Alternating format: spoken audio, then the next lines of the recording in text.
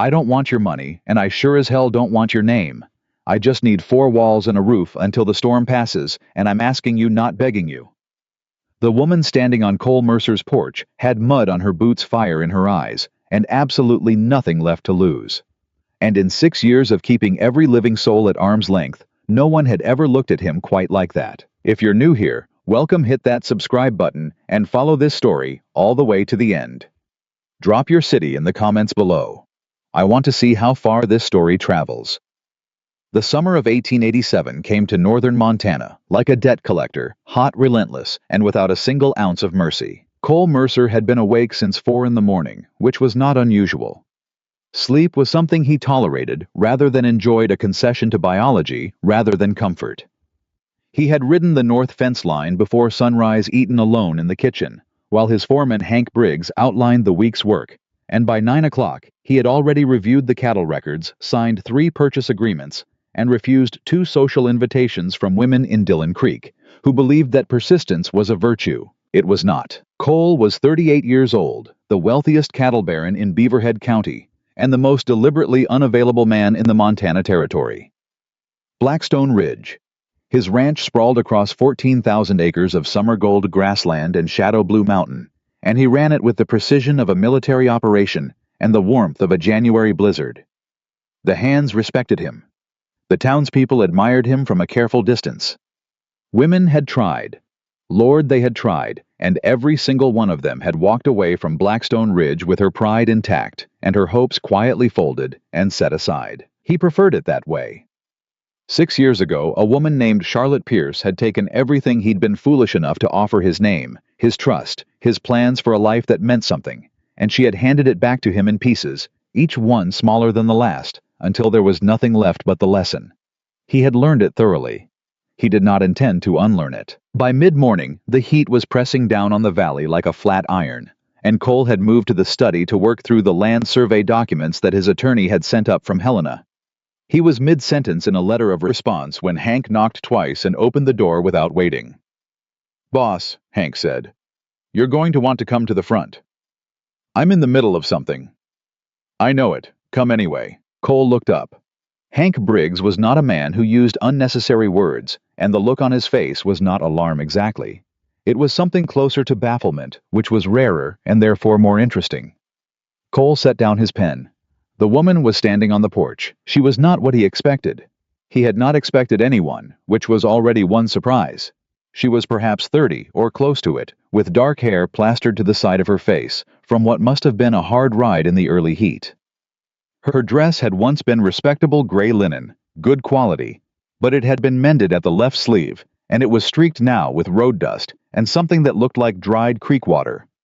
She was carrying a leather satchel over one shoulder and holding it with both hands, not clutching it in distress, but gripping it with the deliberate steadiness of someone who had made peace with being tired. She did not look desperate. That was the first thing that surprised him. She looked decided. Cole stepped onto the porch and said nothing. He had found over the years that silence was the most efficient tool he owned. Most people filled it immediately with whatever they actually meant, saving everyone a great deal of time. This woman let the silence sit for exactly 3 seconds. Then she said, "My name is Evelyn Hart. I was married to Thomas Hart, who ran the Twin Elk spread down near Forsyth until he died 14 months ago. I'm not here because I heard you're rich, and I'm not here because someone told me you might be looking for company. I'm here because I've got a fraudulent lien filed against my property by a man named Victor Hale. I've got $43 to my name, and I need somewhere to stay while I build a legal case that will take him apart piece by piece. I can cook, I can keep books, I can manage a supply ledger, and I can work. I'm asking for shelter and honest work in exchange for honest labor. Nothing else." Cole studied her. "Who told you to come here?" he asked. "Margaret Aldous in Dillon Creek. She said you were the only man in the county who wouldn't try to turn a woman's trouble into an obligation. Margaret Aldous talks too much. She also said that." A pause. "Are you going to let me stand here in the heat, or are we going to have a real conversation?" Behind him, he heard Hank make a sound that was almost certainly a suppressed laugh, quickly converted into a cough. Cole looked at her for a long moment. He had turned away women with tears. He had turned away women with charm. He had turned away women with connections, and women with beauty, and women with the particular kind of calculated warmth that he recognized and despised. He had never turned away a woman who looked at him the way this one did, as though she was not asking for mercy at all, just making a reasonable business proposition and waiting for a reasonable response. "Come inside," he said. "We'll talk." Hank brought water and then made himself scarce with the efficiency of a man who understood that his continued employment depended on his ability to read a room. Evelyn sat across from Cole at the kitchen table and laid her satchel on the surface between them as though establishing a boundary. She did not take off her hat. "Victor Hale," Cole said. "I know that name. Most people in the territory do. He buys distressed properties at fraudulent prices, and he does it by filing liens that have no legal basis, waiting for the owner to run out of money, fighting them, and then making an offer when the owner has no choice but to accept." She said it without heat, without drama, as though she were reading from a ledger. "He filed a lien against Twin Elk 3 months after Thomas died, claiming Thomas had borrowed $4,000 from Hale's lending company in 1884. Thomas never borrowed a cent from anyone in his life. I have his records. Every transaction, every payment, every note. But the lien is in the county register, and my attorney in Forsyth says fighting it will take 6 months and money I don't have." Why Dillon Creek? Because Victor Hale has relationships with 3 judges in Forsyth County and none here. And because Beaverhead County has a land court session in September, and if I can establish legal residence and file a proper counterclaim, I have a better chance of a fair hearing. Cole watched her. She was not nervous. She was not performing calm. She simply was calm the way a person is calm when they have already processed every fear available to them and come out the other side. "You came to a stranger's ranch," he said. "That's a risk. I did my research before I came. You have a reputation for being cold, but not cruel. There's a difference." She met his eyes. "I also know you've had trouble with Hale's associates before. Senator Whitmore tried to acquire the eastern parcel of Blackstone Ridge 2 years ago through a surrogate buyer, and you fought it off. That tells me you understand what it means to be targeted by men who think the law belongs to whoever pays for it." Cole was quiet for a moment. She was right, on both counts. "You said you can keep books," he said. "I kept every financial record for Twin Elk for 8 years. Thomas handled the cattle. I handled everything else." She reached into her satchel and produced a small bound journal. "This is a sample. You can look at it." He took it. The ledger was meticulous column entries in a small precise hand date referenced cross-indexed, not a single erasure. He turned 3 pages before he handed it back. "My current bookkeeper is leaving at the end of the month," Cole said. "He's going back to Ohio. I've been interviewing replacements." Evelyn said nothing. She waited. "The bunkhouse is not appropriate," he said. "There's a small room off the cookhouse. It's clean. You'd have privacy." He paused. "I'll give you room board and a fair wage in exchange for the books and whatever else needs doing. You keep your legal work separate from your duties here, and you don't bring your trouble onto this ranch unless it comes looking for you." "Understood. And I want no misunderstanding about what this is," Cole said. "This is an employment arrangement, nothing more." Evelyn looked at him with an expression he could not quite categorize, something between amusement and respect. Weighted slightly toward respect. "Mr. Mercer," she said, "I buried my husband 14 months ago, and I've spent every day since fighting a man who thinks a woman with a dead husband is the easiest target in the territory. I did not ride 40 miles in July heat to find a husband. I came to find ground to stand on, that's all." Cole stood up. "Hank will show you the room." He walked back to his study and sat down at his desk and tried to return to the survey letter. He found after several minutes that he had read the same sentence 4 times and had not retained a single word of it. By the second day, 3 things had happened that Cole had not anticipated. The first was that Evelyn had found an error in the June supply ledger within 2 hours of sitting down with it, a $40 discrepancy in the feed account that Cole's outgoing bookkeeper had apparently missed for 3 consecutive months. She had not announced it dramatically. She had simply left a note on his desk with the relevant page numbers and a single-line feed account, June-August pages 14, 22, and 31. Worth a conversation with whoever handles supply orders. The second was that she had, without being asked, reorganized the cookhouse storage in a manner that his cook, an old Crow man named Joseph, who had worked at Blackstone Ridge for 11 years and tolerated no interference in his domain, had not only permitted but apparently welcomed. Cole had walked past the cookhouse door and heard the two of them talking about the best way to preserve summer vegetables, and Joseph had laughed. Actually laughed a sound Cole heard perhaps twice a year. The third was that she had been up before him. He discovered this on the second morning when he walked to the stable at 4:30 and found that someone had already fed the horses. He stood in the stable doorway with his coffee and looked at the full water troughs and the clean-swept floor and experienced a feeling he could not immediately name. It was not gratitude exactly. It was something more unsettling, the sensation of having your habits made visible by the fact that someone had matched them. He asked Hank about it. She was up at 4. Hank said with the careful neutrality of a man who had opinions he was choosing not to share. She doesn't need to be doing stable work. I told her that. She said she couldn't sleep and needed something useful to do. A pause.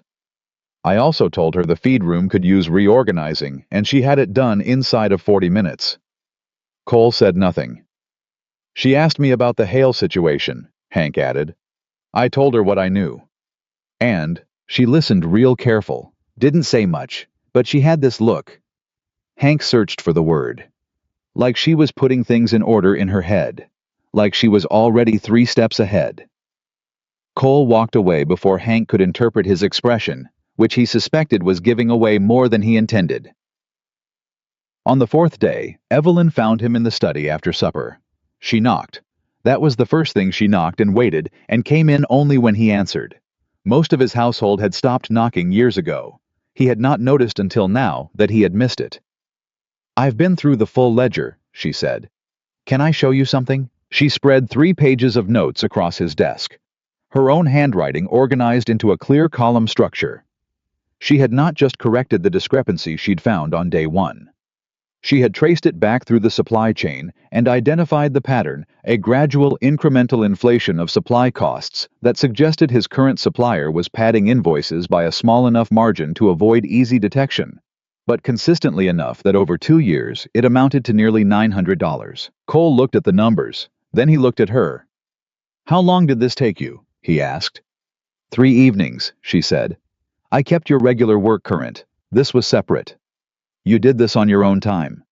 You're letting me live here, she said, as though that settled the matter entirely. Cole picked up her notes and read through them again more slowly.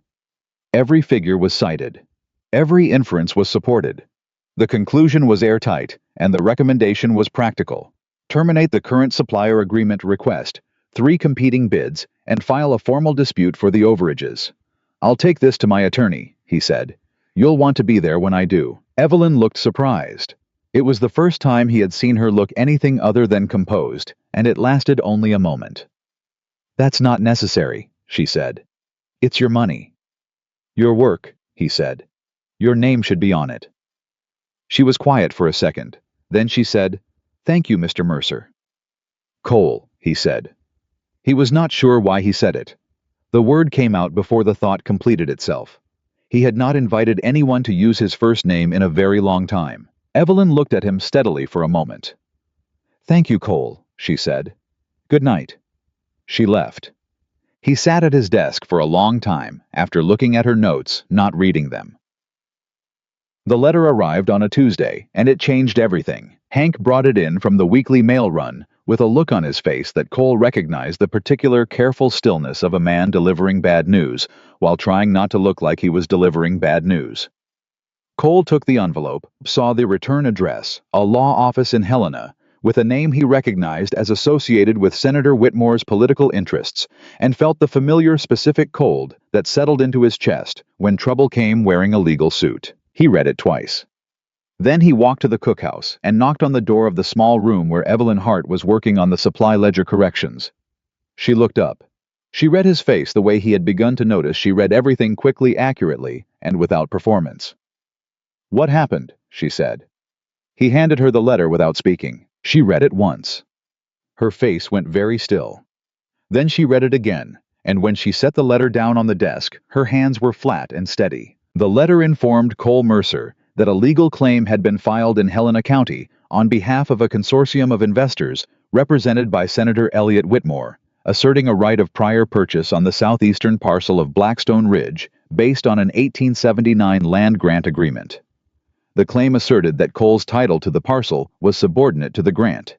It gave him 30 days to respond. "He's moving on two fronts," Evelyn said. Her voice was quiet and perfectly level. "Hale is coming after me, and Whitmore is coming after you, at the same time." "You think they're connected?" She looked at him. Victor Hale was a business associate of Senator Whitmore's starting in 1881. I found that in the Helena Gazette archives when I was building my case. A pause. "I think they're not coming after us separately. I think we were never separate targets." Cole sat down. He looked at the letter. He looked at her. "They want the ranch," he said. "They want the water rights attached to the ranch," she said. "If Whitmore gets the southeastern parcel, he controls the creek access. And if Hale gets Twin Elk, he controls the southern grazing corridor." She paused. "Together, those two things give them leverage over every small rancher between here and Forsyth," Cole finished. The silence in the room was the kind that arrives after two people realize they are looking at the same thing from the same angle and seeing it the same way. It was not comfortable. It was something more than comfortable. It was useful. "I need to send a wire to my attorney in Helena tonight," Cole said. "And I need you to tell me everything you have on Hale. Every document, every date, every name." "I'll get my records," Evelyn said. She did not say "I told you so." She did not say "I'm sorry to bring this to your door." She simply stood up, opened her trunk, and began pulling out the files she had been carrying for 14 months. Careful, dated, organized, and she laid them on the desk between them, like a hand of cards she had been waiting for the right moment to play. Cole pulled his chair up to the desk. They worked until past midnight, and neither one of them suggested stopping. It was Hank who saw it first, or rather, who said it first. He caught Cole alone in the stable on Thursday morning, 3 days after the letter, and said without preamble, "She's good, boss." "I know," Cole said. "No, I mean—" Hank paused, choosing words with care. "I've been here 11 years. I've never seen you sit down with anybody at a desk like that, working, talking it through like—" Another pause. "Like a partner." "It's a practical situation," Cole said. "Sure it is," Hank said with the tone of a man who believed no such thing. Cole looked at him. "I'm not saying anything," Hank said, holding up both hands. "I'm just saying, she's good." Cole walked out of the stable, but the word stayed with him the rest of the morning, following him through the heat and the work and the long silences of Blackstone Ridge. Partner. He had not used that word in 6 years. He had not allowed himself to think it. And now Hank had said it in a stable on a Thursday morning, and Cole could not figure out how to put it back where it came from. That evening, Evelyn was on the porch with a cup of tea and a copy of the Beaverhead County land records cross-referencing something in her notebook with a pencil and the focused quiet of a woman who was used to doing hard work alone and had never expected anyone to notice. Cole sat down in the other chair. She glanced at him, then back at her records. "The 1879 land grant Whitmore is referencing," she said without looking up. "I found the original filing. It was for a different parcel. The boundary description was altered sometime between 1879 and 1883, but the original is still in the territorial archives in Helena." Cole was quiet for a moment.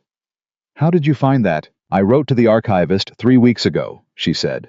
"I was building my case against Hale, and I thought—" She paused. "I thought it was worth knowing who Hale was connected to, so I started pulling the thread." Cole looked at her. She was still reading her records pencil, moving occasionally, entirely self-contained. She had pulled the thread on his enemy before she had even arrived at his ranch. She had come here with more than just her own legal defense. She had come with intelligence he hadn't known he needed, assembled quietly, methodically over weeks, because she had understood before he did what was actually at stake. "Evelyn," he said. She looked up. "Why didn't you tell me about the land grant filing when you arrived?" She held his eyes. "Because I didn't know if I could trust you yet," she said. "And because it was mine to hold until I was sure it would be used right." The honesty of it landed in his chest like a clean impact, not painful, but impossible to dismiss. "And now?" he asked. She looked at him for a long, steady moment. The summer evening pressed warm around the porch. Somewhere out past the fence line, one of the hands was whistling something tuneless and far away. "Now I'm sure," she said. She went back to her records. Cole sat in his chair and looked out at the long gold light dying over Blackstone Ridge, and he thought about trust, what it cost, what it meant, and how strangely impossibly a woman with $43 and a satchel full of evidence had made him feel something he had spent 6 years constructing walls against. Not hope, not yet, but the possibility of it. The first faint outline of it pressing against the walls in the summer dark. And Cole Mercer, who had kept every door of Blackstone Ridge closed for 6 long years, did not get up and go inside. He stayed on the porch.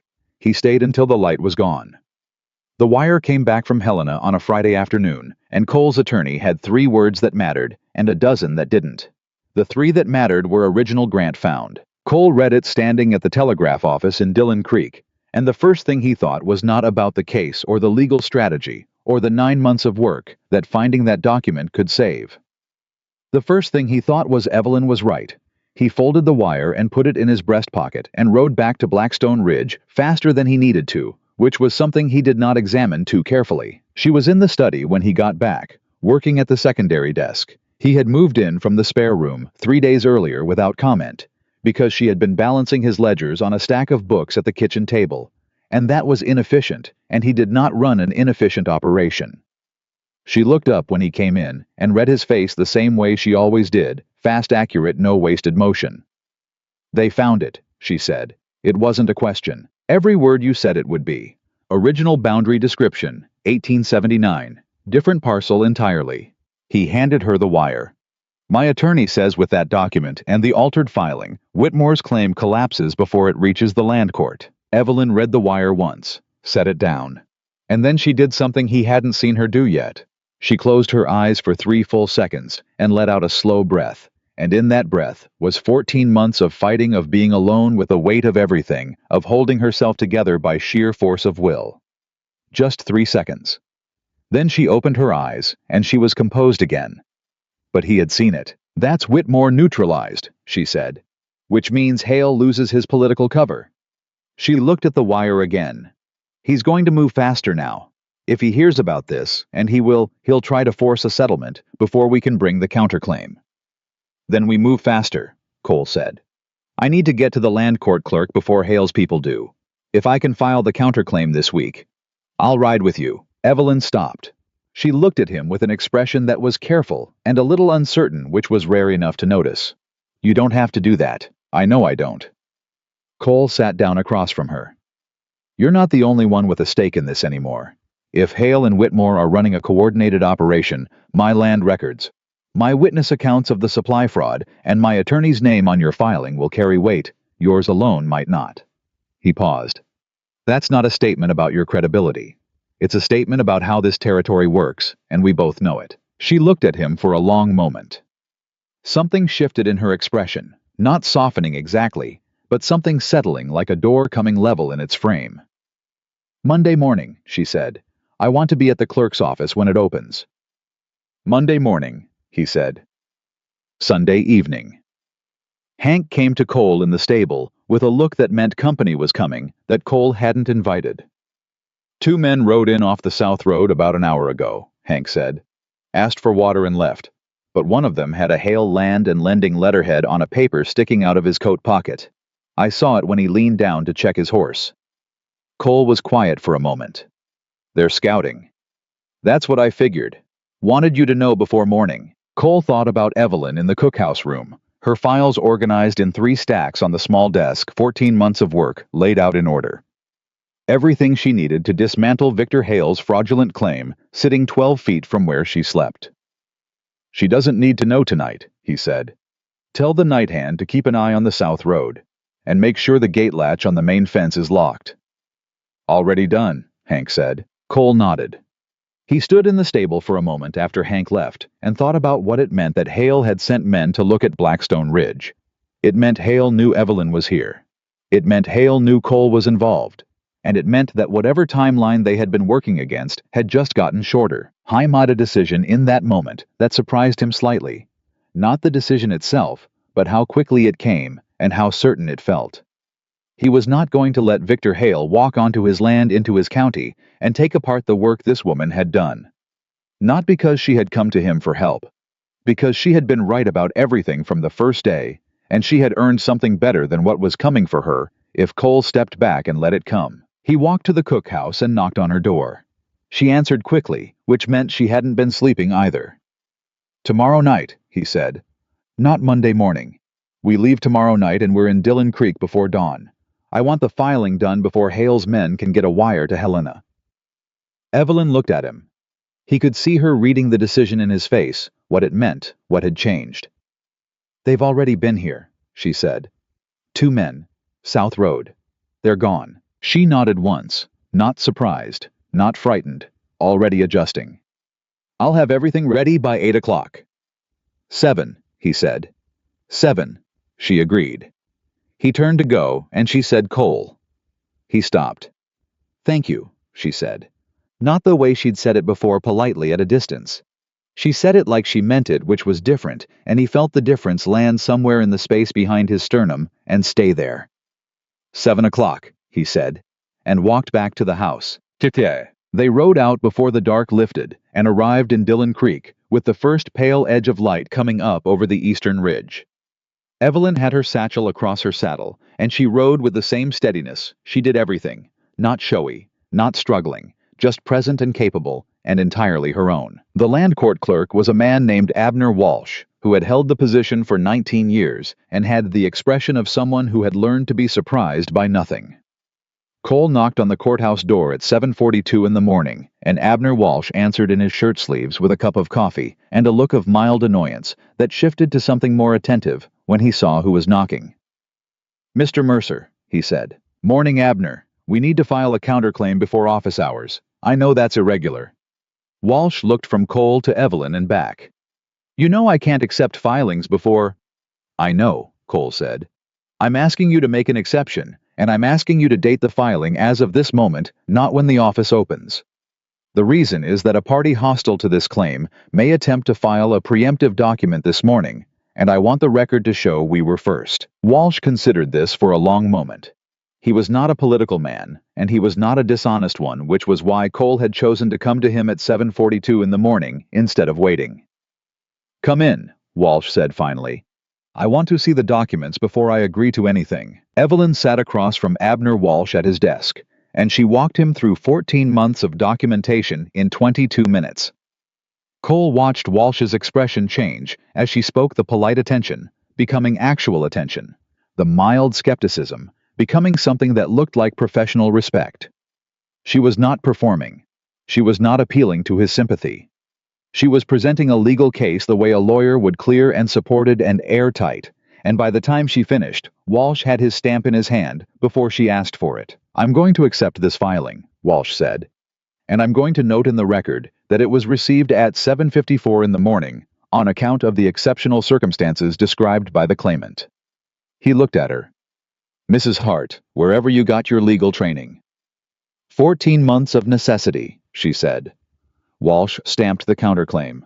"That'll do it," he said. Cole felt something release in his chest, a tension he'd been carrying since Friday, since the scouting riders, since the moment he'd understood that Hale was moving on both of them at once. He looked at Evelyn, and she was looking at the stamped document in her hands with an expression he recognized now, those 3 seconds of internal quiet, the breath behind the composure.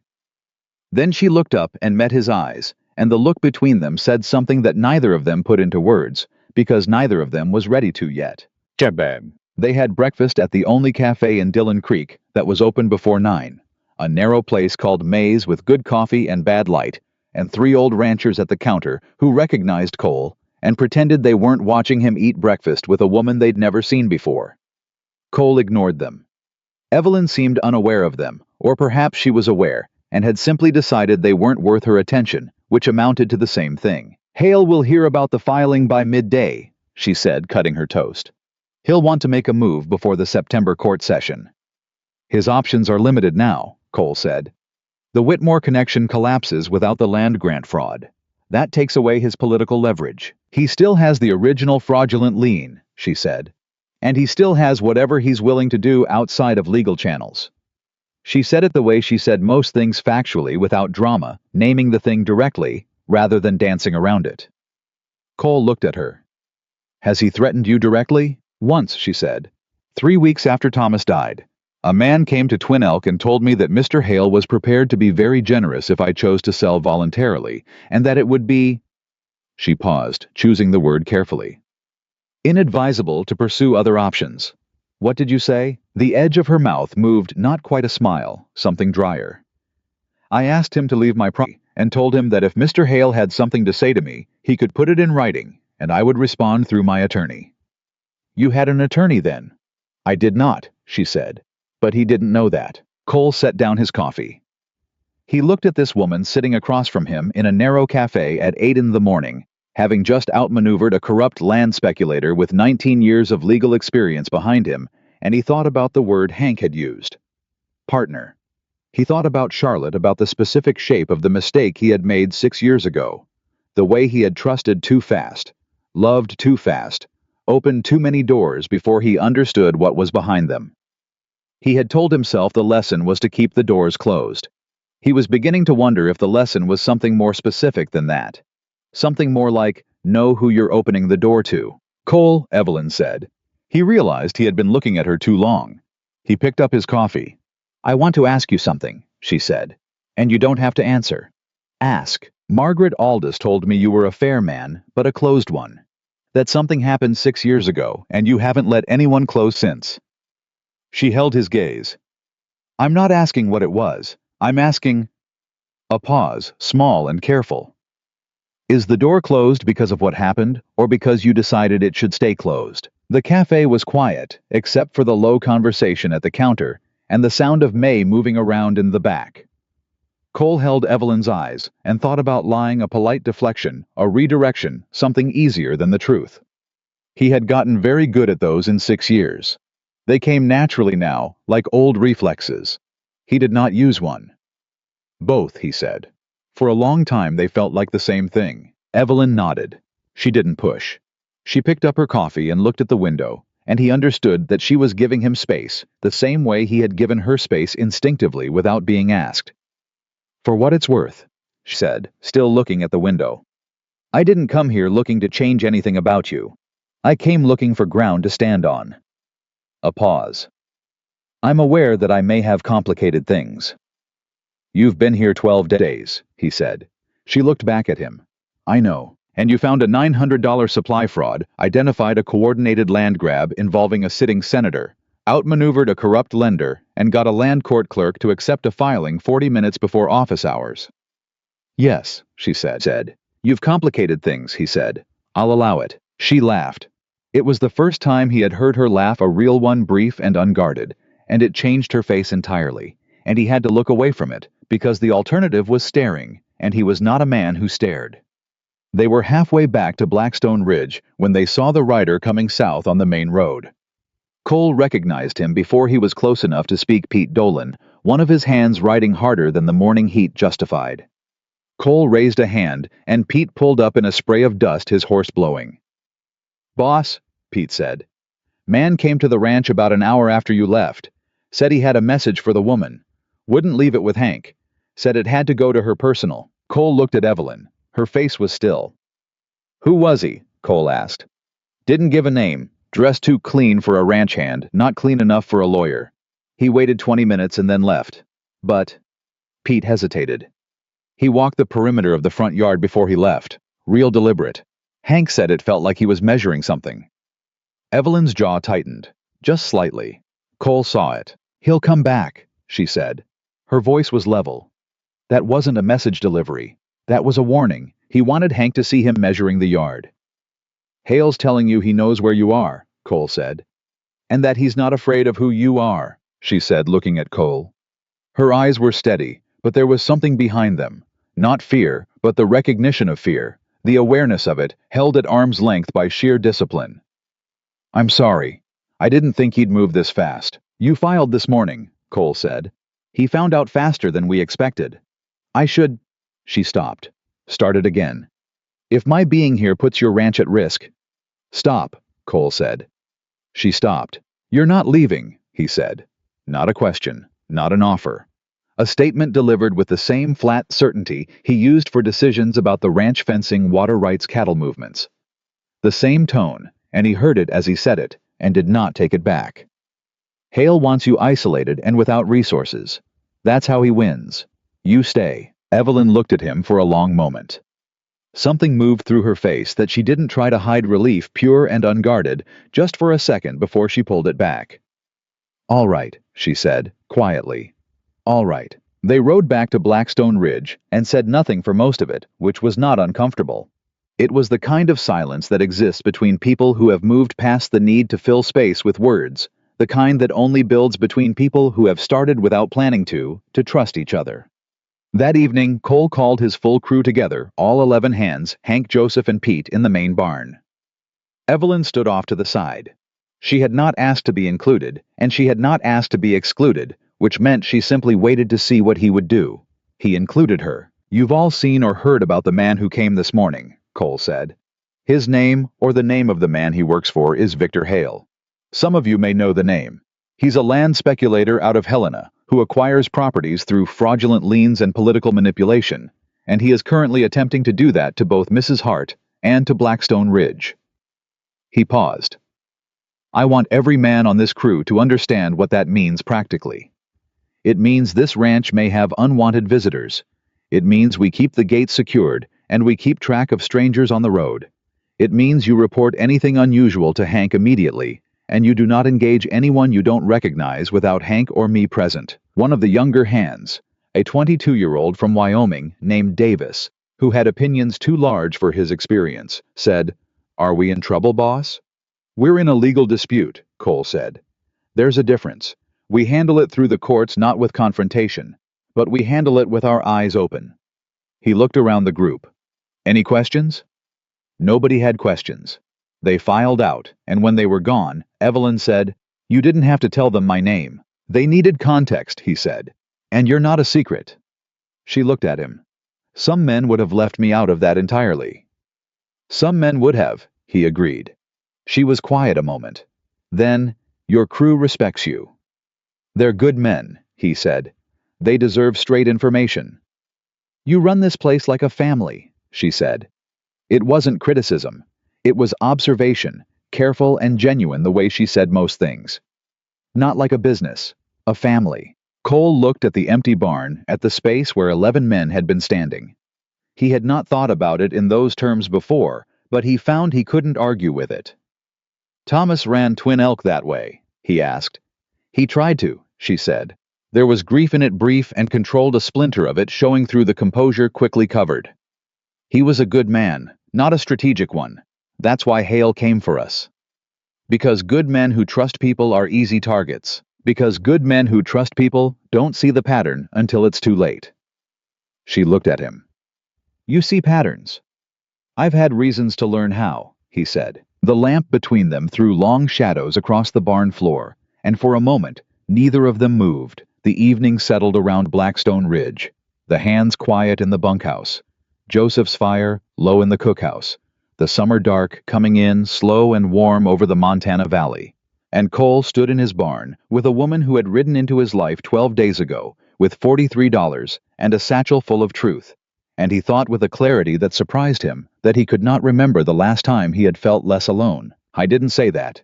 He said, Get some sleep. We have a response to draft for Hale's attorneys tomorrow, and I want your eyes on the language before it goes. Good night, Cole, she said.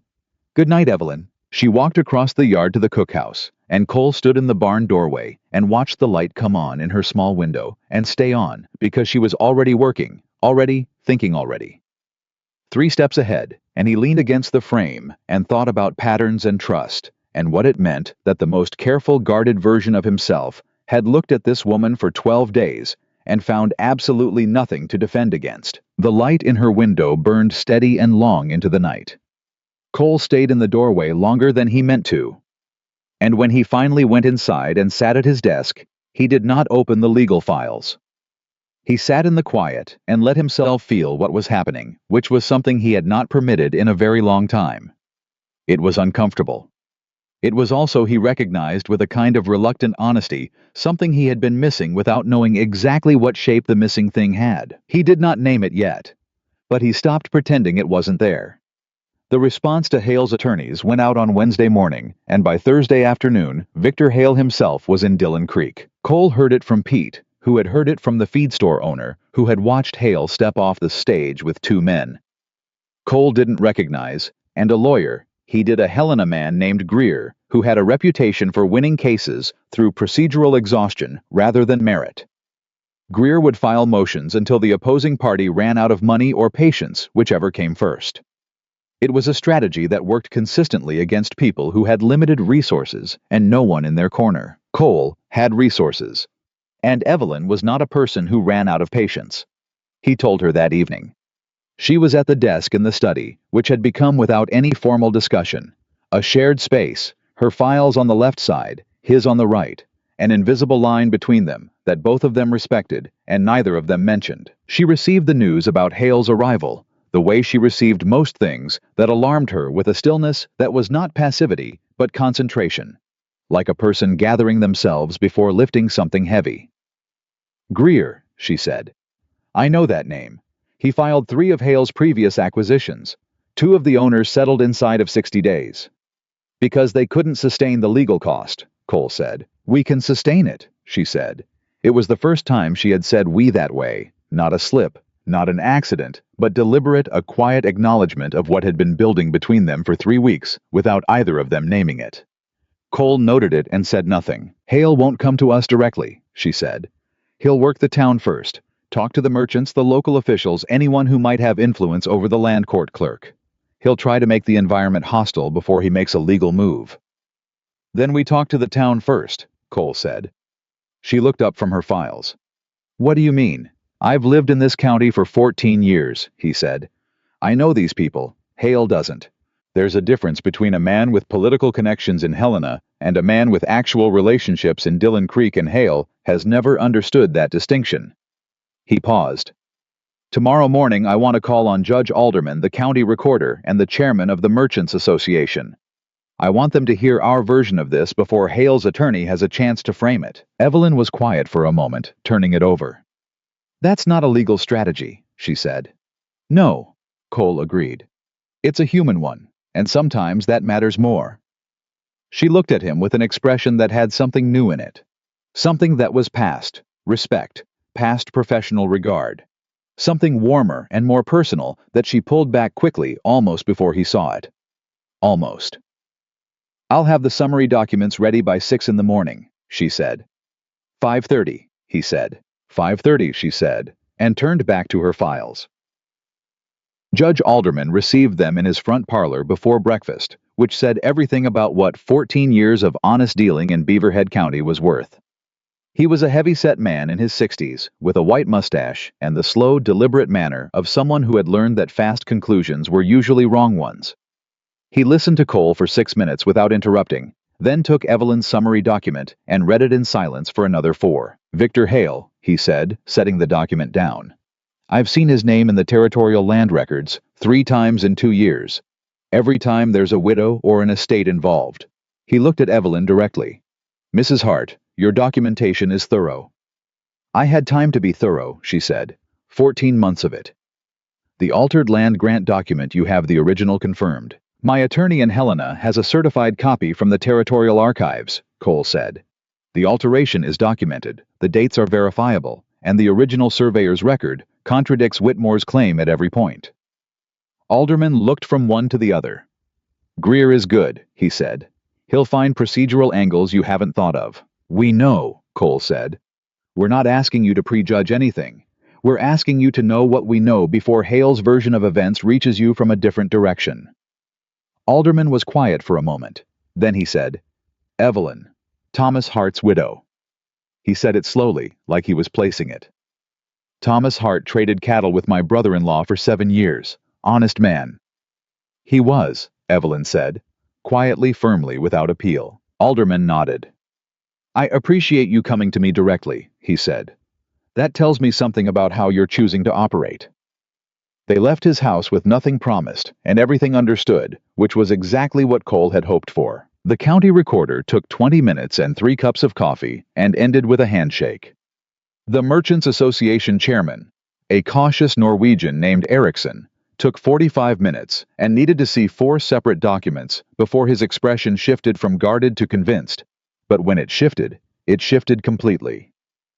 By noon, Cole and Evelyn had spoken to 9 people who mattered in Dillon Creek, and every one of them had heard the facts from a source they trusted before Hale's attorney had finished his breakfast. They were walking back to where their horses were tied when Evelyn said without looking at him, "You did that deliberately. The order. Alderman first because he's the most credible, then the recorder for the official record, then Erickson because the merchants follow his lead." "Yes," Cole said. "You planned that before we left this morning." "Last night, actually." She was quiet for a moment. "You're better at this than I expected," she said. "What did you expect?" She thought about it honestly. "A man who operated on authority," she said. "Who used his position instead of his judgment." "Authority runs out," Cole said. "Judgment doesn't." She looked at him sideways briefly with that expression she had, the one that meant she was recalibrating something in her understanding of him. Some category she'd put him in that he'd just stepped out of. He had started to recognize it. He had started privately to look for it. Victor Hale found them before they reached their horses. He was standing near the telegraph office with his attorney Greer and one of the 2 men who had come with him on the stage, and he stepped into their path with the practiced ease of a man who had made a career of catching people off guard in public spaces, where causing a scene would reflect badly on the person being confronted. Cole had encountered men like Hale before the specific category of person who used surface charm as a weapon, who smiled while calculating who made every aggressive move look like a reasonable conversation. Hale was perhaps 50, well-dressed with a broad open face that was designed to look trustworthy, and succeeded at it superficially. "Mr. Mercer," Hale said, extending his hand. "I don't believe we've met formally." Victor Hale. Cole looked at the hand, did not take it. "I know who you are," he said. Hale withdrew his hand without changing his expression. "Good at this, then," and turned to Evelyn with a smile that did not reach his eyes. "Mrs. Hart, you look well considering." "Considering what?" Evelyn said. Her voice was perfectly even. "Considering the difficulty of your situation," Hale said. "I want you to know that's something I've thought a great deal about. A woman in your position, managing a legal dispute of this complexity alone, it's an enormous burden. I've always felt that the original lien matter could have been resolved much more simply, and it's still not too late for that." "The original lien is fraudulent," Evelyn said. "We filed a counterclaim with the Beaverhead County Land Court on Monday morning. I imagine your attorney has already received notification." Something moved in Hale's face, just a flicker, fast and controlled. He had known about the filing, but he hadn't known she would say it to him directly in the middle of the main street of Dillon Creek, with complete calm. Cole watched Greer the attorney make a small note in the margin of the paper he was holding. "That's your prerogative, of course," Hale said, "though I'd encourage you to think carefully about the cost of a prolonged legal process. The counterclaim is a complicated instrument, and the September court session—" "We're aware of the September session," Cole said. "We're prepared for it." He looked at Hale with the specific steady attention he used for men who needed to understand they had miscalculated. "I'll save us both some time, Mr. Hale. Mrs. Hart is employed at Blackstone Ridge and under my roof and has the full support of my legal representation. The Whitmore land grant claim has been invalidated by the original Territorial Archive document. Your lion against Twin Elk has no factual basis, and the documentation proving that is currently in the hands of 2 attorneys and a territorial archivist." He paused. "If you have a legitimate legal argument, make it in court. If you don't, I'd recommend getting back on the stage." Hale looked at him for a long moment. The charm had not dropped. Men like Hale didn't drop the charm because the charm was structural. It held the whole thing together, but something behind it had shifted, a recalculation. "You've taken a strong interest in Mrs. Hart's affairs," he said with a specific tone that implied more than the words said. Cole recognized what Hale was doing. An insinuation deployed in public designed to make Evelyn's credibility a personal matter rather than a legal one, to make her position look like dependency rather than competence. It was the oldest play in the book, and it was filthy, and Cole felt something cold and hard move through him. Before he could respond, Evelyn said, "Mr. Hale, I managed Twin Elk's finances for 8 years, identified and documented your fraudulent lien without legal training, located the original Territorial Archive document that invalidates your partner's land claim, and filed a counterclaim in a county where you have no political relationships. I did all of that on $43 and a borrowed horse." She looked at him with the absolute directness that was her particular brand of devastation. Mr. Mercer offered me a job because I'm competent. If you're implying otherwise, you're welcome to say so clearly, so I can add it to the record. The street was not crowded, but it was not empty either. 3 men outside the hardware store had stopped talking. May from the cafe was standing in her doorway. Erickson, the Merchants Association chairman they had spoken to 2 hours ago, was visible through the window of his office directly across the street. Hale looked at Evelyn. He looked at the street. He understood what was happening, that this conversation was being witnessed, that everything she had just said was being heard by exactly the kind of people whose opinion would matter in September, and that he had walked into a situation he had not fully mapped. "I look forward to the court proceedings," he said with a smile that cost him something, and walked away. Greer followed without speaking. The third man glanced back once, and then didn't. Cole and Evelyn stood on the street and didn't move until Hale was out of sight. Then Evelyn let out a slow breath, not the 3-second private kind she allowed herself when she thought no one was watching, but a full breath, almost shaky at the edges, the kind that comes when your body reminds you that it was afraid, even when your voice wasn't. Cole said quietly enough that only she could hear, "That was the bravest thing I've seen in a long time." Evelyn looked straight ahead. "I was terrified," she said, just as quietly. "I know," he said. "That's what makes it brave." She turned and looked at him, and something in her face was open in a way it hadn't been before. Not vulnerable exactly, but uncovered the composure still there. But thinner and behind it, a person who was tired and fighting and had just held herself together in public for the 100th time, and was not entirely sure how many more times she had left.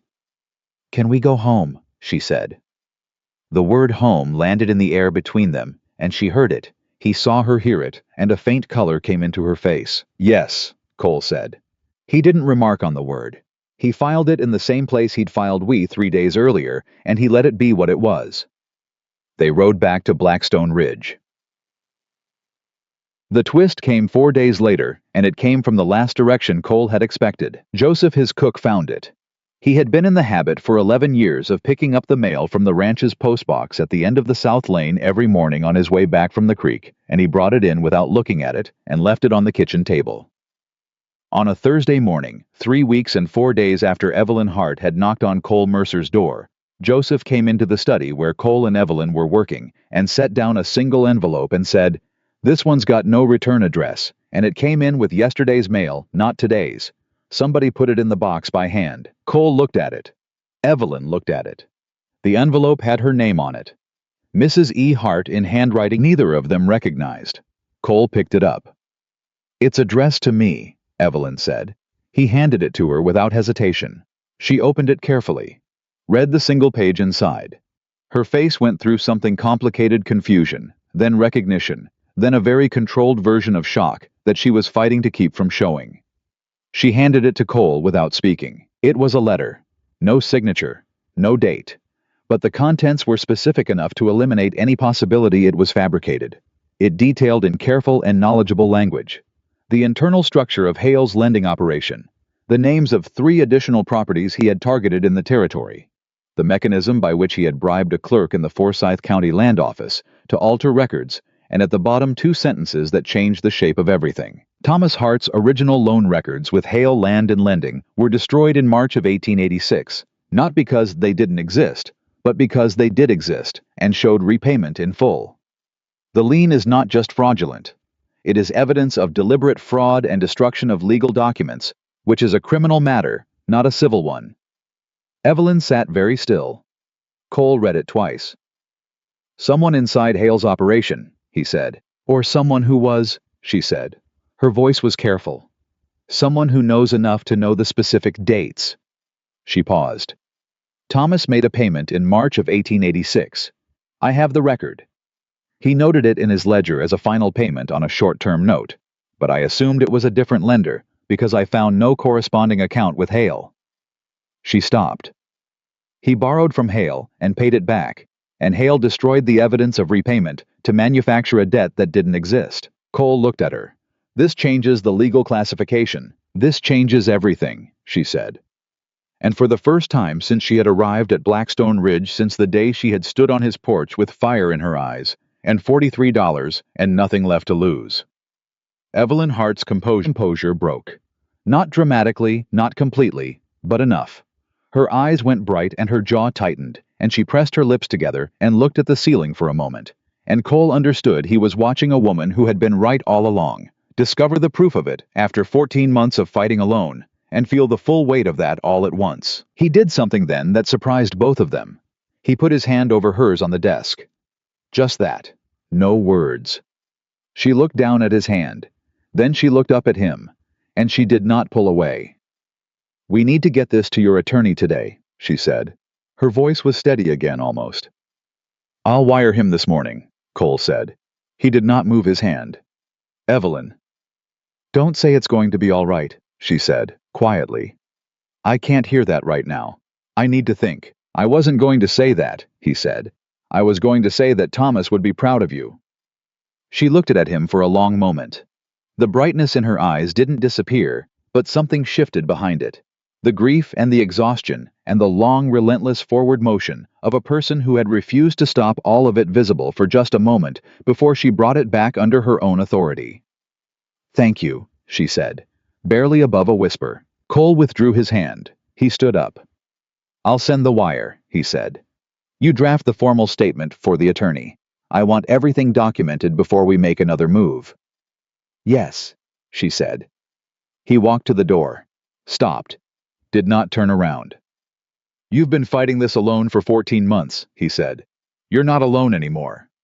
He went to send the wire. Behind him in the study, Evelyn Hart sat with her husband's ledger and the unsigned letter and the documented proof that she had been right every step of the way, and she let herself feel for exactly as long as she needed to. Everything she had been holding at bay since the day Thomas died. Then she picked up her pen and went to work, because that was who she was.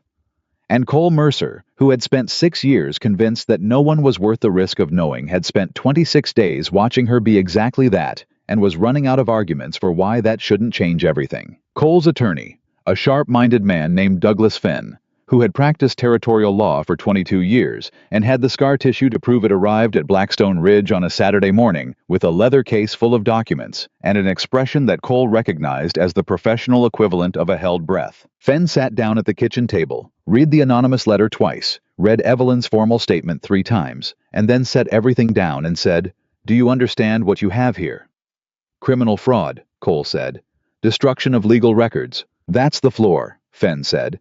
"If we can corroborate the letter, if we can find one verifiable piece of external evidence that Thomas Hart's loan was repaid, and the record destroyed, Hale isn't looking at a civil dispute over a fraudulent lien. He's looking at a criminal indictment." He looked at Evelyn. "Mrs. Hart, the ledger entry you mentioned. Thomas's notation of the final payment in March 1886. Do you have it?" Evelyn opened her satchel and produced the ledger without a word. She had already marked the page. Fenn read it, looked at the date, looked at the amount, and looked up. He wrote the payee as HLL. "Hale Land and Lending," Evelyn said. "I know that now. At the time I found it I didn't recognize the initials, and I had no account paperwork to match it to because the account had been destroyed. I thought it might be a different note entirely." "It's your corroboration," Fenn said. He said it with the quiet gravity of a man who understood the weight of what he was looking at. A contemporaneous record in the deceased's own hand, recording a payment to Hale's company at the precise time the anonymous letter claims the account was closed and destroyed. He paused. "This is enough. Not to guarantee a verdict, nothing guarantees a verdict, but enough to take to the territorial prosecutor and make a credible case for criminal investigation." The kitchen was very quiet. Evelyn said, "How long will that take?" "The investigation, months potentially. But the civil counterclaim in September doesn't wait for the criminal process. We go into that court session with everything we have. The original lien documentation, the ledger entry, the anonymous letter as corroborating context, and the discredited Whitmore land grant. We present Hale's pattern of conduct across multiple properties." Fenn looked at Cole. "And we present Blackstone Ridge as evidence that Hale's operation extended beyond Mrs. Hart to a coordinated scheme targeting multiple landowners. That changes the character of the case. It's no longer a widow fighting a disputed debt. It's a pattern of organized fraud." Cole looked at Evelyn. She was sitting very straight, her hands flat on the table, her eyes on Fen with the concentrated attention of someone absorbing every word and calculating simultaneously. He had seen that look for 30 days, and it still struck him the same way, the combination of intelligence and discipline, and the absolute refusal to be less than fully present in the moment that required her. "Do it," Cole said. "All of it. Whatever resources it takes." Fen nodded. "I'll need 3 days to draft the full filing. I'd like Mrs. Hart available for questions during that time." "She's available," Cole said. Evelyn glanced at him. Something in her glance said she noticed he had answered for her, and something else in it said she didn't mind. The 3 days Fen worked were the strangest and most clarifying days Cole could remember in recent years. The ranch ran its usual operations, cattle fencing, the summer work that didn't stop because a man had legal troubles, and he moved through his days the way he always had, except that now there was a current running underneath everything. A low awareness of Evelyn's presence that had become so constant, he had stopped being surprised by it, and started simply accepting it as a feature of how the world currently worked. She was up before him every morning without fail. She was at the desk by 6. She answered Fen's questions with precision and without elaboration, giving him exactly what he needed and nothing wasted. She ate dinner with Cole and Hank, and sometimes Joseph. When Joseph chose to join them, and she participated in the conversation with the ease of a woman who had found her footing in a place, and stopped being careful about taking up space. On the second evening, Hank made a comment about the supply contracts for fall, and Evelyn offered an observation about the pricing structure that made Hank stop, look at her, and then look at Cole with an expression that said plainly, "She's good, boss." The same thing he'd said in the stable weeks ago, but with more emphasis now, more certainty, more of the particular approval that Hank reserved for people who had proven themselves over time, rather than just at first impression. After dinner that night, when Hank had gone to the bunkhouse and Fen had retired to the spare room and the house was quiet, Evelyn stayed at the kitchen table with her tea, and Cole stayed with his coffee, and neither of them moved to leave. "You've been thinking about something," she said. Not an accusation, an observation. "I think about a lot of things," he said. "You've been thinking about something specific, and you've been deciding whether to say it for approximately 4 days, she said. "I've been watching you decide." Cole looked at her across the table. "You've been watching me decide." "You have a tell," she said. "You go still. Most people go still when they're not thinking. You go still when you're thinking very hard about something you're not ready to say." I was quiet for a moment. "Charlotte Pierce," he said. Her name was Charlotte Pierce. We were engaged to be married in the spring of 1881. She left in February. She had been... He paused, finding the words for something he had not put into words in 6 years. There was another man, a business associate of her father's from St. Louis. She had known him before she knew me, and she... He stopped. She chose not to tell me that when she accepted my proposal. She let me build a life around the assumption that she intended to share it. And then she didn't. Evelyn was very still, listening. "I was not broken by it," Cole said carefully. "I want to be accurate. I was recalibrated. I understood something I hadn't understood before, which was that I was capable of being thoroughly wrong about a person I believed I knew completely. And I decided that the cost of being wrong that way again was higher than the cost of preventing it." "So you closed the door," Evelyn said. "I closed the door," he said. Every woman who came near Blackstone Ridge in 6 years had a clear view of that door from the outside. He looked at his coffee. "You're the only one who didn't try to open it." Evelyn turned her cup in her hands. "I told you when I arrived that I didn't come here for that." "I know," he said. "That's why I'm telling you this." She looked up at him. "You didn't try to open the door," he said. "You just went about your business, and the door opened anyway." He held her eyes. "I don't know what to do with that." The kitchen was very quiet.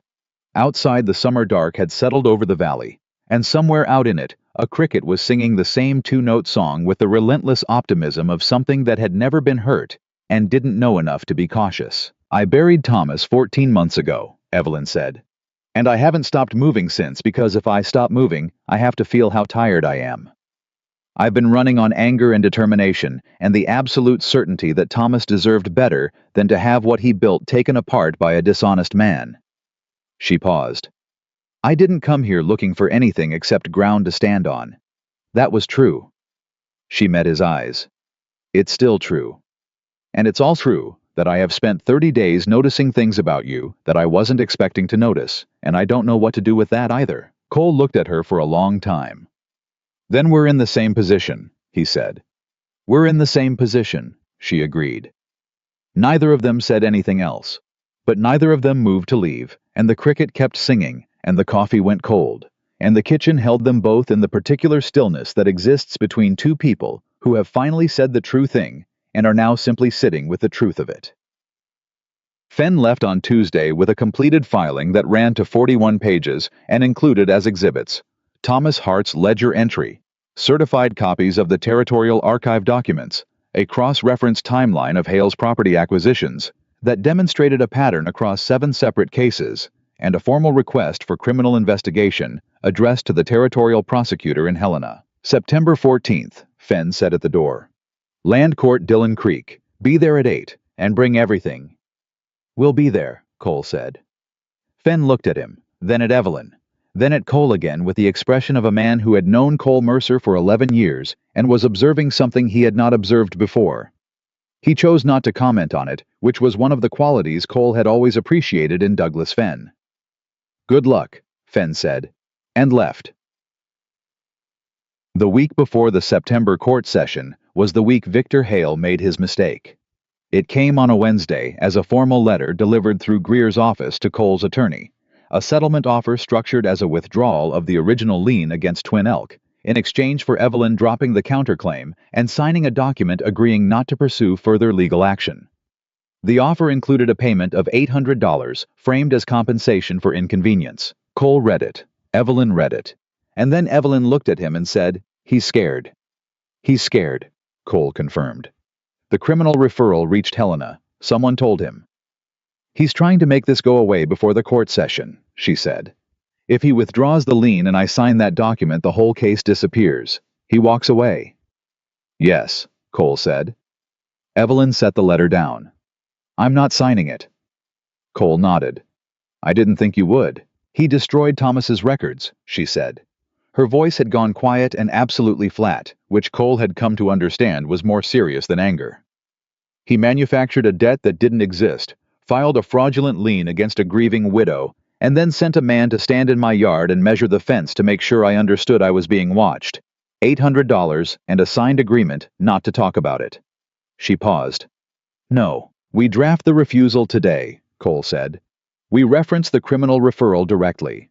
I want Hale to know we are not stopping." "Draft it together," she said. "I want my name on the language." They spent 2 hours on that letter, and when it was done, it was 9 paragraphs of precise, calm, legally grounded refusal that also happened to be in Cole's private assessment, one of the most quietly devastating documents he had ever read. Evelyn had a gift for language that worked not through emotion, but through the accumulation of specific, verifiable facts, arranged in an order that made their collective meaning inescapable. Reading her prose felt like watching a structure built piece by piece, until you suddenly understood the shape of the whole thing and could not unsee it. He told her that. She looked at him like she didn't quite believe him, and then looked at the letter again, and then said, "Thomas always said I was too direct." "Thomas was wrong about that," Cole said. She smiled, not the brief surprised laugh from May's Cafe, but something quieter and more settled. "I was wrong about a few things," she said. "He was right about most." "Tell me something he was right about," Cole said. He wasn't sure why he asked, but he had come to understand that Thomas Hart existed between them as a presence that needed acknowledging, not avoiding a real man who had loved her and been loved by her and deserved to be spoken of with honesty rather than careful omission. Evelyn thought about it. He always said that the most dangerous thing a person could do was assume the best about someone who hadn't earned it yet, she said. He said that trust should be built like a fence, post by post, not thrown up all at once. Cole was quiet for a moment. "He sounds like he was a careful man." "How was?" she said. "He trusted slowly and completely. Once you had it entirely." She looked at the letter in her hands. Hale never understood that about him. He thought Thomas was easy to exploit because he was honest. He didn't understand that Thomas's honesty was backed by documentation and a wife who never threw anything away. Cole looked at her. At the woman who had kept every record for 8 years, who had built a legal case out of nothing, who had carried 14 months of grief and fight without putting it down once. At the woman who had sat across from him in a kitchen and told him the true thing and then stayed. Post by post, he said quietly. She met his eyes. Post by post, she said, equally quiet. And the fence between them, which had been going up for 37 days, settled into place with the particular solidity of something built right and built to last. The night before the court session, Cole could not sleep. He was not anxious about the hearing. The case was strong. Fenn was prepared, and the combination of the criminal referral and Hale's failed settlement attempt had already shifted the legal landscape in their favor. What kept him awake was something else entirely, something less practical and more persistent. I went to the kitchen at 2 in the morning and found Evelyn already there. She was sitting at the table with her tea and the stack of documents she had organized and reorganized 4 times in the past week, and she looked up when he came in without surprise. "You too," she said. "Me too," he said.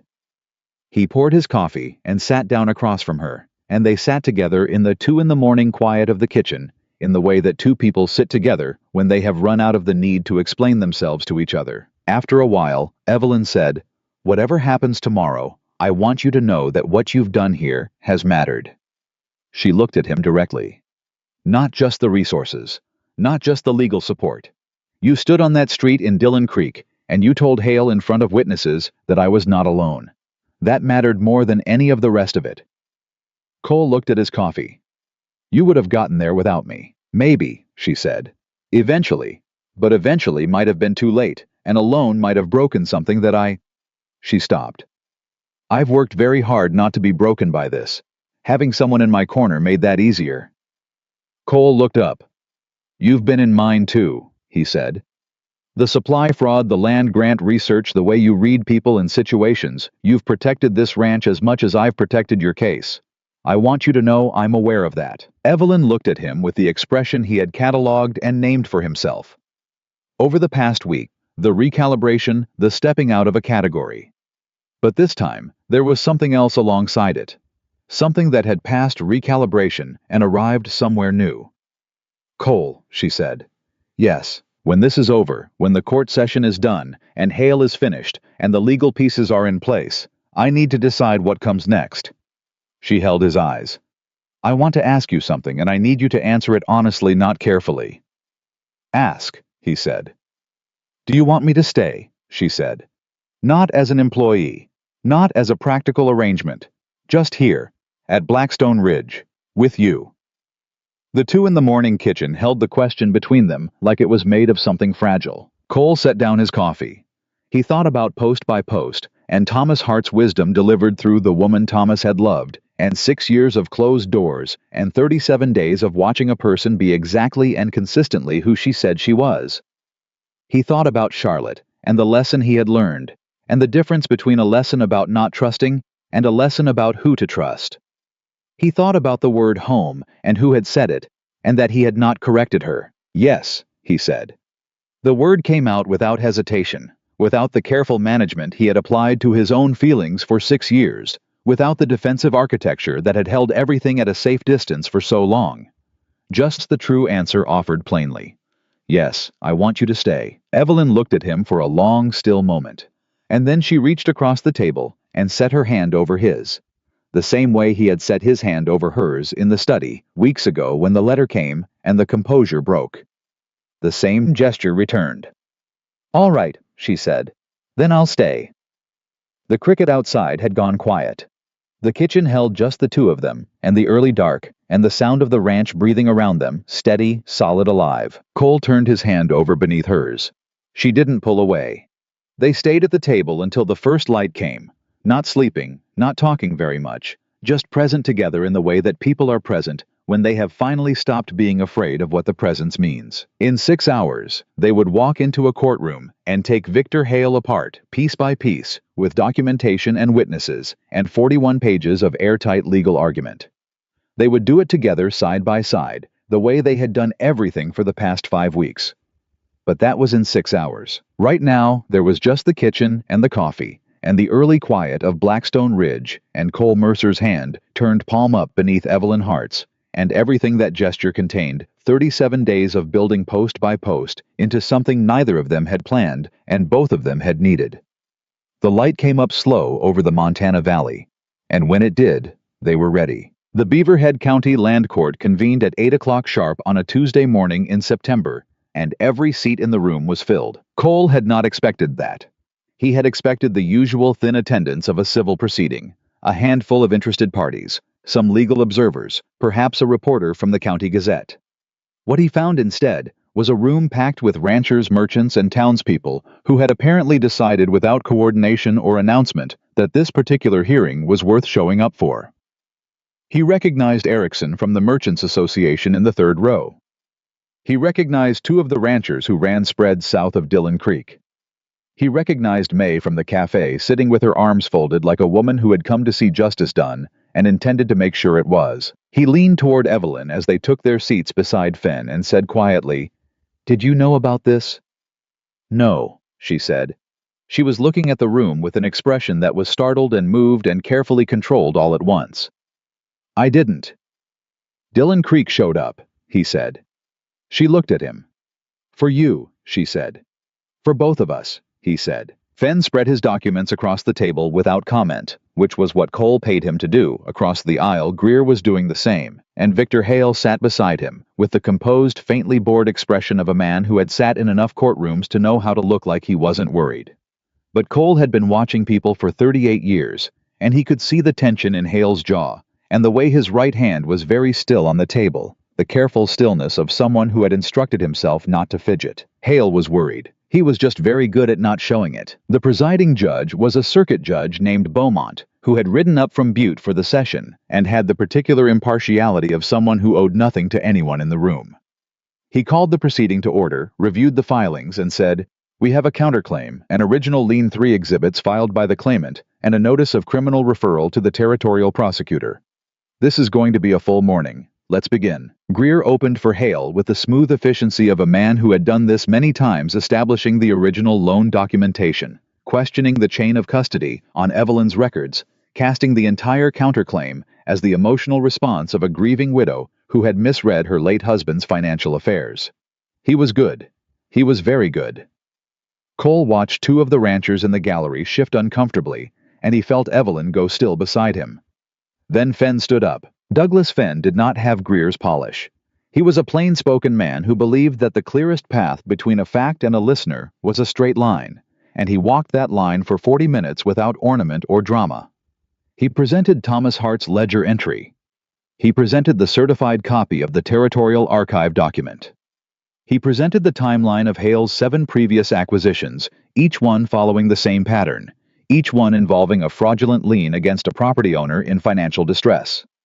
He presented Hale's own company records subpoenaed through the criminal referral process, which showed a systematic pattern of account destruction across multiple cases. And then he presented the anonymous letter. "Your Honor," Fenn said, "the defense will argue that an unsigned letter has limited evidentiary value. That is technically correct.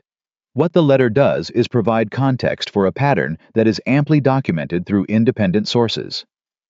The author of this letter, whose identity we have not yet established, described the destruction of Thomas Hart's loan repayment records in March of 1886. Thomas Hart's own ledger written in his hand, and dated the same month, records a final payment to an entity he identified as HLL, Hale Land and Lending. The payment amount matches the loan amount precisely. He paused and let that settle. That is not a grieving widow misreading her husband's finances. That is a contemporaneous record corroborating the account of criminal fraud. The room was very quiet. Greer was on his feet immediately, with 3 procedural objections. All of them technically sound. All of them. The kind of delaying tactic that worked when a judge was susceptible to exhaustion, and didn't work when a judge was not. Beaumont heard each one with the patience of a man who had heard them all before, and overruled 2 and sustained 1. And the net effect was that Fenn's presentation remained largely intact. Then Beaumont said, "I'd like to hear from Mrs. Hart directly." Greer objected. Beaumont overruled him without pausing. Evelyn stood up. Cole watched her walk to the front of the room and turned to face the judge, and he thought about the woman who had knocked on his door 6 weeks ago. Drenched, exhausted. $43 to her name, holding her satchel with both hands like a person who had made peace with being tired. She was the same woman. She was also entirely not the same woman, or rather, she was more fully herself, standing in her own authority, in a room full of people with 14 months of work and 6 weeks of partnership behind her, and not a single thing left to hide. She testified for 22 minutes. She did not appeal to sympathy. She did not perform distress. She presented facts in chronological order, cited her documentation by exhibit number, and answered every question Greer put to her on cross-examination with the precise measured clarity of someone who had anticipated every possible challenge and prepared for each one. When Greer attempted to suggest that her counterclaim was motivated by personal animosity toward Hale, she said, "My motivation is accurate accounting. The lien claims a debt that was repaid. The records proving that repayment were destroyed by the lender. I want the accurate record restored. That's not animosity. That's arithmetic." Someone in the gallery laughed. It wasn't disrespectful. It was the laugh of recognition of a room full of people hearing something true, said plainly. Greer sat down. Hale leaned toward him and said something in a low voice. Greer shook his head slightly. Cole saw that exchange and felt the first real certainty settle into his chest. They were losing, and they knew it. Judge Beaumont called a recess at 10:30 and reconvened at 11. When he returned, his expression had the specific quality of a decision already made, which Cole had learned to read in the faces of men who held authority and used it honestly. "I've reviewed the full filing," Beaumont said. "I want to address the Whitmore land claim first, as it is the simpler matter. The original 1879 territorial grant document, as certified by the territorial archivist, describes a parcel that does not include the southeastern section of Blackstone Ridge. The altered filing that forms the basis of the Whitmore claim was produced in 1883, 4 years after the original, and the alteration is not consistent with the original surveyor's notation or the boundary markers established at the time of the original grant. That claim is dismissed." Cole heard Evelyn let out a breath beside him. "Regarding the Hart lien," Beaumont continued, "I find the counterclaim substantially supported by the documentation presented. The ledger entry of March 1886, the pattern of conduct established across multiple prior Hale land and lending acquisitions, and the absence of any original loan documentation from the lender, which the defense has been unable to produce, and which the criminal referral suggests was deliberately destroyed, are collectively sufficient to invalidate the lien as filed." He looked at Hale directly. "Mr. Hale, this court is not the venue for criminal proceedings, and I make no determination today about criminal liability. What I will say is that the referral to the territorial prosecutor is noted in the record of this proceeding and will remain there." Hale's composed expression did not break. But something behind it did, something small and structural, like a beam giving way inside a wall where no one could see it. Cole watched it happen and felt no satisfaction, only the clean, uncomplicated recognition of a thing being set right. "The lien against Twin Elk Ranch is hereby vacated," Beaumont said. "The counterclaim is granted. The property record will be corrected accordingly." He set down his papers. "We're adjourned." The room did not erupt. It did something quieter and more genuine, a collective exhale, a murmur that was warm rather than loud. And then Erickson started clapping, and 3 other people joined him, and then the sound built itself into something real. May was on her feet. 2 of the ranchers from the south were shaking hands with each other as though they had won something themselves, which in a way they had, because what Hale had done to Evelyn, he had done, or would have done to others, and the room understood that. Fenn shook Evelyn's hand, and then Cole's, and said, "Well done," which from Douglas Fenn was the equivalent of a standing ovation. Evelyn turned to Cole. She was not crying. She was too composed for that, or perhaps too tired, or perhaps she had already processed the grief and the fight and the relief in the 2 in the morning kitchen, and this was the public version, which she kept quieter. But her eyes were very bright, and her chin was up, and she looked at him with the full weight of everything the past 6 weeks had been, and said, "We did it." "You did it," he said. "I just held the door open." She shook her head. "Post by post," she said. "Post by post," he said. The twist came 3 days later, and it was the last one. The anonymous letter writer identified himself. He came to Blackstone Ridge on a Thursday afternoon. A man in his mid-40s named Gerald Pruitt, who had worked as a clerk for Hale Land and Lending for 9 years before resigning in August after watching the Hart case progress and concluding finally, and at considerable personal cost, that he could not keep silent. He sat at Cole's kitchen table, with his hat in his hands, and told Evelyn directly that he had been the clerk who processed Thomas Hart's final loan payment in March of 1886, and that he had been instructed by Hale's office manager to pull the account and remove it from the active records. "I didn't know what they were going to do with it," Pruitt said. He was a thin man with the look of someone who had been carrying something heavy for a long time. "I thought it was a filing reorganization. It wasn't until I saw the lien filed against your property in 1887 that I understood." He looked at his hat. "I should have come forward sooner. I know that." Evelyn looked at him for a long moment. Cole watched her decide. Something watched the calculation move through her face, the weighing of anger against pragmatism, of what this man deserved against what would serve the actual outcome. "You're willing to testify," she said, "to the territorial prosecutor." "Yes," Pruitt said. "That's why I'm here." "Then you came at the right time," she said. "Even if it wasn't the soonest possible time." She paused. "I'm not going to tell you it doesn't matter that you waited. It does matter. Thomas deserved better. But what you're doing now also matters, and I'll make sure the prosecutor understands that you came forward voluntarily." Pruitt looked at her with the expression of a man who had expected and perhaps deserved anger, and had received instead something more complicated and more dignified. "Mrs. Hart," he said, "your husband was an honest man. I'm sorry for what was done to his name." "His name is clear now," she said. "That's what counts." After Pruitt left, Evelyn sat at the kitchen table for a long time without moving. Cole sat across from her and let her have the quiet, which was what she needed, which he understood by now without having to ask. After a while she said, "It's really over." "It's really over," he said. She looked at him. "Thomas is clear. The ranch is clear. Hale is going to face a criminal proceeding and Whitmore is done in Beaverhead County." She said it the way a person inventories something they have been holding for a long time and can finally set down. "It's over." "Yes," Cole said. She was quiet again. Then she said, "I don't know how to not be fighting." I understood that. He understood it more precisely than he could have articulated, because he had spent 6 years in his own version of that state-defended armored moving through his life in permanent readiness for the next thing that would require him to hold his ground. He knew what it felt like when the fight was over and the armor was still on, and you didn't quite know how to take it off. "You learn," he said. "Slowly. It takes longer than you think and less time than you fear." She looked at him. "Is that what you did after Charlotte?" "Eventually," he said. "I made the mistake of keeping the armor on for 6 years longer than I needed it." He held her eyes. "I don't recommend that approach." The edge of her mouth moved. "Noted," she said. They were married in the spring, not a large ceremony. Neither of them wanted that.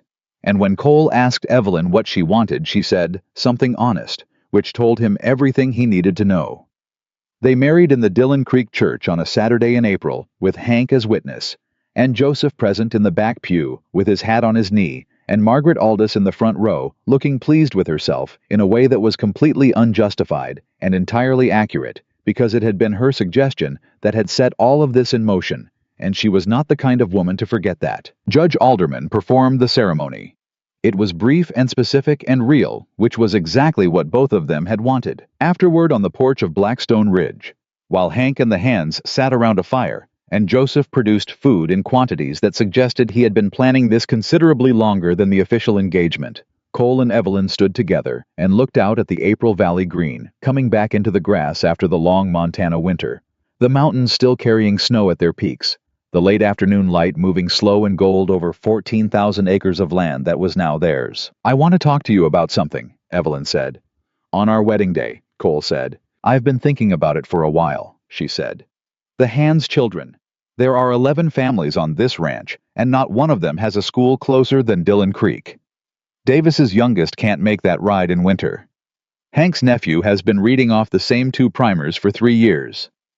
She looked at him. "I want to start a school, not a formal building, not yet. Just a room, a teacher, a regular schedule. 3 days a week to start." Cole looked at her. At this woman who had walked onto his porch 6 months ago with nothing but her own competence and her refusal to be beaten, who had dismantled a corrupt land operation, reorganized his supply chain, identified a $900 fraud, and sat with him in a kitchen at 2 in the morning, and said the truest things he had heard in years, and who was standing on their porch on their wedding day, already thinking about what needed to be built next. "The room off the south barn," he said. "It's not being used. Good light in the mornings." She looked at him. "You're not even going to think about it." "I thought about it the moment you said it," he said. The answer was obvious. She smiled, the real one, the unguarded one, the one that changed her face entirely, and that he had been accumulating and would spend the rest of his life looking for reasons to see. "We'll need a teacher," she said. "Write to the normal school in Helena," he said. "We'll pay a proper salary." "I'll write Monday," she said. "Write Sunday," he said. "We're efficient people." She laughed, and he put his arm around her, and she leaned into him with the ease of someone who had finally, after a very long time, found solid ground and knew how to stand on it. The fire crackled behind them. Hank said something that made Davis laugh. Joseph appeared in the doorway, looked at the two of them, nodded once with the satisfaction of a man who had seen this coming since approximately day 4, and had been patient enough to wait for everyone else to catch up. The April evening settled over Blackstone Ridge, warm and unhurried, full of the particular peace that belongs to places where honest work has been done and honest lives are being built. Cole Mercer had spent 6 years convincing himself that the closed door was the safe door, that keeping people at distance was wisdom rather than fear, that the walls he had built were protection rather than prison.